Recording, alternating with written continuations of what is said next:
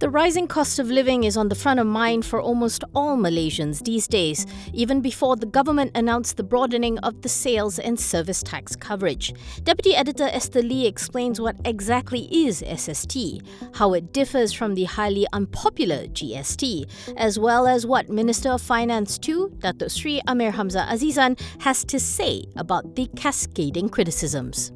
So SST is the short form for Sales and Services Tax. It is actually two separate taxes. One is the sales tax and the other is the services tax. For sales tax, it is tax on manufactured goods locally, goods that are manufactured locally or imported goods. And for services tax is tax on prescribed services. So the main difference between SST and GST is that one is a single stage tax, which is the SST, while the GST is a multi-stage tax. But in the case of GST, there is a credit mechanism that businesses in the supply chain get to claim back the tax that has been incurred. Most businesses will get to claim back. Whereas in SST, there is no such mechanism available. So this results in what tax consultants would say under the SST regime, a potential cascading tax impact where the tax gets passed on and it's added on at each stage of the supply chain. As a result of this cascading effect, which as Lee mentions is seen as tax on tax, it could end up that goods and services will be priced even higher than when under GST. So what does Amir Hamzah have to say about this criticism? Okay, so during our interview with the FM2, we asked him about the cascading effect and whether he agrees that there is this cascading effect. So his reply to us was basically that SST is a single stage tax, so meaning it is taxed at the point where the manufactured goods are sold to the next person in the supply chain or the services are rendered. And there are exemptions available, so that should mitigate most of the cascading tax effect.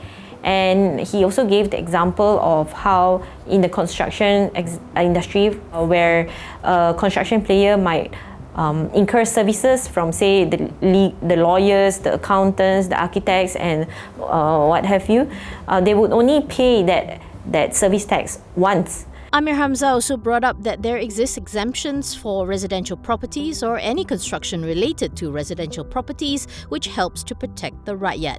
In the case of businesses, he says, they should be able to afford to pay that little bit more.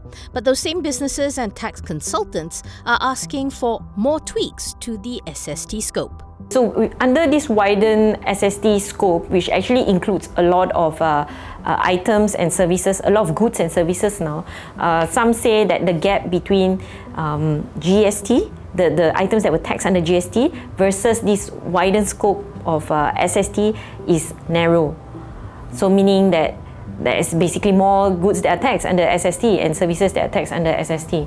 However, I think the government is pretty aware of it, so they have come up with exemptions that are available for business-to-business transactions, for certain business-to-business transactions, so as to mitigate the cascading effect.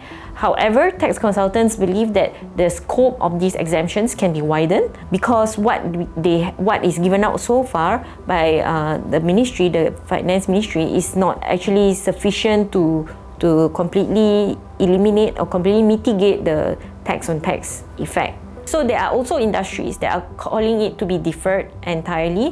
One of the main reasons, I guess, that has been put out there is because that they are also faced with other various cost pressures, whether is it from electricity tariffs that's been rising over the last few years, the tariff issues that we have globally. So they are asking for the government to defer tax because they believe that it would cause a big impact on the prices.